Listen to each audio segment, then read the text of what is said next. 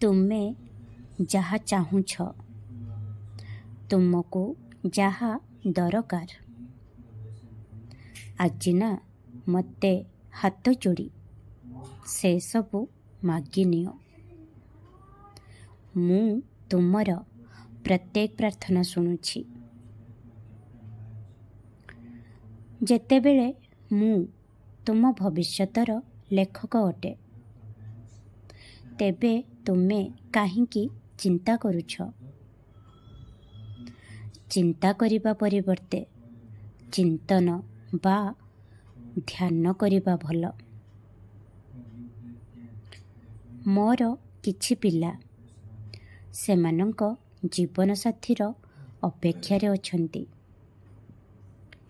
ତେଣୁ ଖୁବ୍ ଶୀଘ୍ର ମୁଁ ତୁମକୁ ତୁମର ଜୀବନସାଥୀ ସହିତ ପରିଚିତ କରାଇବି ଏବଂ ସେ ମୋର ହିଁ ସନ୍ତାନ ହେବ। ମୋର ଆଉ କିଛି ପିଲା ବହୁତ ନୀତି ନିୟମରେ ଅଟକି ରହୁଛନ୍ତି।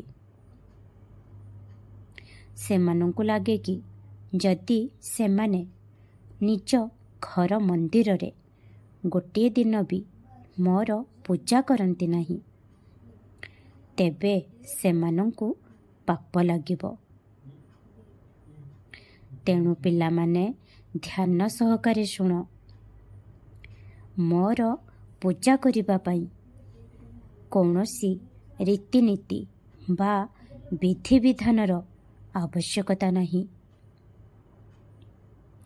ଯଦି ତୁମେ ଗୋଟିଏ ଦିନ କିମ୍ବା କିଛି ଦିନ ବି ପୂଜା କରି ନ ପାର, ତେବେ କିଛି କଥା ନାହିଁ କି କୌଣସି ଅସୁବିଧା ମଧ୍ୟ ନାହିଁ।